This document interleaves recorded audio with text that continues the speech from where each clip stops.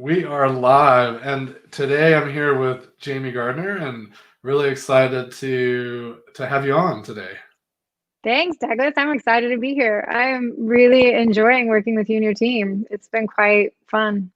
Excellent, yeah. And I thought it'd be fun just to come on and chat a little bit about your experience, kind of working with us, and it was really fascinating hearing some of your comments because we've known each other for a little while now. Met through my co-author Karen Holst, who you've known for a very long time, and um, we just recently started working together, and just hearing some of your comments really just it was awesome just hearing it from a fresh perspective. And so I just thought it'd be fun to come on and unpack some of that together live and just see what surfaces and what people might be able to learn from it. Great. Yeah, I mean, it's been fun watching you and the team in action and really seeing both the combination of how everyone has their own style, so like their special sauce, but you're creating the scaffolding, the structures so that we all are sharing similar tools and similar language. It makes it really easy for us to troubleshoot because we can see pretty quickly and easily into how each of us are doing our work, but we're able then to really explore and be more creative and add our own element of style into the process because we have that scaffolding. So it's been really neat to see. Yeah, some of it was born out of just necessity around just quality control and operational excellence. To create that scaffolding, sort of the putting the train tracks in place. But it's really exciting to hear that you feel like you can still show up with that identity and your own style even within those constraints. And so I'm kind of curious, like, what are some of the things you were noticing stylistically that how people were showing up different? Well, let me think about the style. Let me talk about the scaffolding first and then go to Yeah. style because I actually, you and I, one of our first conversations around creativity and helping people innovate was really us landing on a place of the importance of psychological safety Mm. and how people really need to feel that they can let go in an environment to stop feeling like they have to control the process in order to let all of those creative juices flow. And so we shared, I think, a similar value that as facilitators, our place is to create the setting, the environment for them to be able to do that, and hold the space for them to then come to the table to be themselves. And like that to me is what is the true essence of great facilitation. And at the same, so like I'm fascinated with the creative process and the ability to make things together that you would never really be able to ideate on your own. So like that's one piece of it. But then I also have this very traditional management consulting background, like very traditional business, data driven, process efficiency, right? So I used to advise these big companies on how could they leverage technology in order to be more efficient. But what that did was really crush the creative thinking process, right? It's like the more process we had in place, the more we had technology taking over doing the day-to-day work, the simpler life was. But it also was much less creative. But that was the way I thought everything was done. And so I have these natural efficiency fetishes of how do we streamline the process to make everything faster, better, cheaper. But so now it's been really cool. And what I see the work that your team is enabling is marrying these two worlds. So through the design sprint tools you've put online, now we can all really easily understand what is a design sprint from a voltage control perspective. By open sourcing these tools that anyone can do, if they really want to, they could try them out. We now have a shared language as well as a shared end state of where we're trying to get to. And then by some of the other tools like using Process Street, using Mural, using some of these really design constraints, that helps us create a space then that we can all just bring ourselves into the room to do what we do best. So I'm really enjoying that you have made that possible to bridge both worlds of process efficiency, but creative thinking and being able to come up with breakthrough ideas on any topic. I mean, right, we were looking at last 1 week was how to create better vitamins. Another week was looking at how to create better shampoo. Now we're going to be looking at how to create stronger communities. So it doesn't matter what the problem area is. We have the scaffolding, the tools that are needed to get us to where we need to go to address a new problem or to come up with a new idea. So that doesn't exactly address your question, but it gets us to that place where that then we all can be ourselves in that environment. Yeah, it's definitely, it's interesting to really focus on the logistics, so that stuff kind of evaporates, and then you can really just think about how you show up. And we don't want to stifle that, because we get too prescriptive on how you show up. And everyone has to use this rubric or this template or that thing. Then it can really prevent excellence, I think.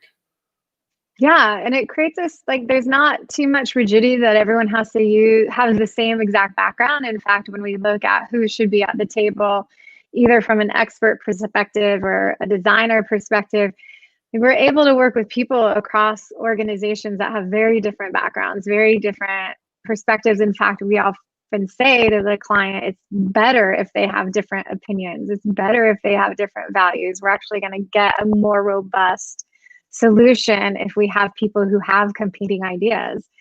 But if we're able to create this safe container and everyone feels like they have the tools they need to do the job at hand, then they really can just rely on their expertise and their experiences to bring to the table.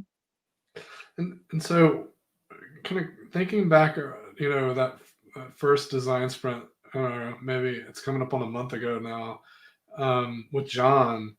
What were some of the things you were noticing that you thought were kind of unique, apart from the structure and I mean, the dialed in process stuff like Process Street and Session Lab, but what about those interactions that were happening in the room with the scribe and the facilitator, or even between the facilitator and the participants? I want to think of some of my favorite points. I mean, one, like John is his own unique individual, right? Like that was something so beautiful that each of you, as I see you in action, are very authentic in the way you do your work. And so with John, what I really saw in him was this delight he has in seeing other people come up with ideas and seeing them work together. And so he's constantly encouraging them to do that. He rarely corrected anyone. He rarely said, no, that's not the way, this is the way. He was always congratulating them. He was always encouraging to do more of what they do, but then gently nudge them in the direction that was needed to ensure it was aligned with what everyone was doing and the intended outcome. So that was really exciting, because then you saw people who were really nervous and afraid to do the work really light up and enjoy the process. So that's one thing that really stood out to me. Another one was, it was really fun when he gave directions for people to go find products or services that delight them. He said, it was the homework for the night before we did our sketches. And he said, go find something that's inspiring to you. And he gave very little instruction. But then what was fascinating to me is the next day when people showed up, how creative their ideas were, and that they all had some element that was relevant to the problem we were trying to solve, but in completely different ways, in completely different product areas or product categories. So it was a nice way, again, of where he gave a simple guidance, but allowed people to bring their own creativity and perspective to the table. Whereas as a process I've been learning over time is how to not overprescribe the process. I think there's an art to that too, like knowing who you're working with, and knowing if you need to go more detailed or not, right? Because there are certain groups that are gonna take to lightning demos more easily than others, or if you're getting blank stares back, and maybe we need to give a little more examples here. Yeah, I mean, I loved it, and that's another thing I'm really learning from you, and going back to the point of like, here's the foundation that's necessary. And so make sure you ask XYZ, but it's fine if 1, 2, 3 comes up too. And now as a facilitator in our role is, what do we make with XYZ and 1, 2, 3? How do we make something meaningful out of that? I love watching you do that. It's really neat. Yeah, in my mind, it's how do we really embrace the emergent phenomenon? The stuff that's not anticipated, and weave that in some nice way. And the thing is, as a facilitator, we're not necessarily, our job's not to do the weaving, but sometimes we might need to point out that opportunity is there so that people kind of run to it. Yeah, we've talked a lot about, it makes me think of the dance between facilitator and advisor. I think you said it the other day, actually. Like sometimes we do need to put on our consultant hat. Sometimes, it's really knowing in the room, when is it that you just need to let things roll, let the river flow. It's going to go in the direction because we have the pathway set up for it to flow. But sometimes you need to put on that consultant hat to say, hey, we're missing some people at the table, or have you thought of this perspective? Like just adding in those additional elements they may not be bringing themselves. I mean, that's been really neat too, is how there's so much experience on the team to bring that in. Yeah, especially when, because at the end of the day, we're not only there to help solve problems and do good work together with the team to help them, move forward on a project or kind of just even discover a new product or new potential.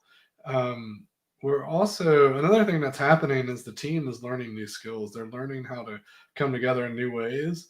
And certainly when they start to get curious about, well, how do we take this into our work, or how should we think about X, Y, or Z as it pertains to process, collaboration, facilitation?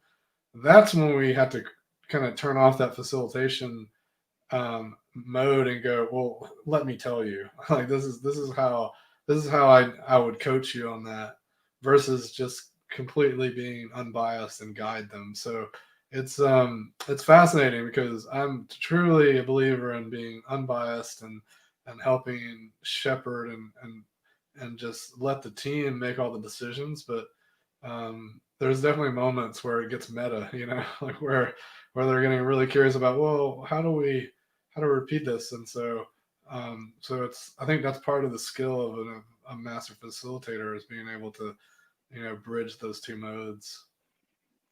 Yeah, it makes me think of the volume button and where to dial up versus where to dial it down. And to your point, so one, really aligning with the client to say, what's your intention here? Is it that you're trying to get through a breakthrough idea, but you don't care how we get there?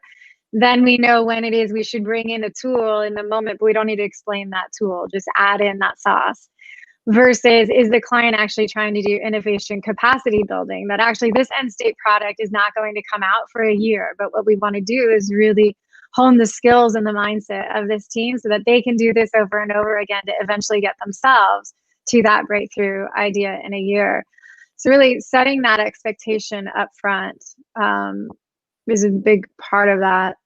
But then the other piece of it that struck me in having conversations with different team members is something that I'm very excited about this community about, is that you have, my understanding is that you have really encouraged people to do their own work first, so that when we're in the room and then we're dancing with others, we're really careful where we're projecting or where it is we might be trying to get our own need across. Like, as you know, I have a very strong bias and desire to include sustainability in all of our work, but really understanding ourselves and what's our need versus what's the client's need, so that when we're in the room and that comes up, we can very quickly assess, is this the moment to add my special sauce, or is this actually they have what they need?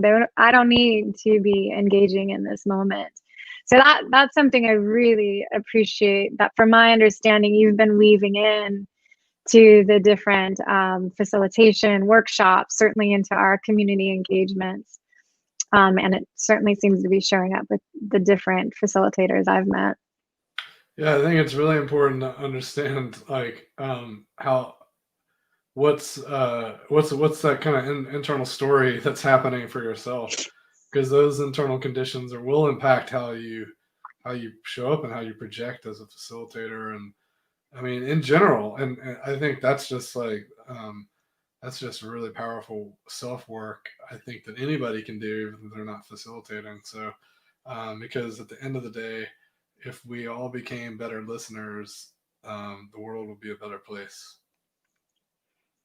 Amen. Excellent. Well, I think that's a great place to stop. Thanks so much for jumping on with me. It was really fun chatting and hearing about your experience and observations just in the early days here at Voltage Control. So really appreciate you taking the time. Yeah, well, thank you for everything you and your team are doing. I get very excited to see what comes out in the world with all of you, and I'm grateful I get to be a part of it. So thank you. Excellent.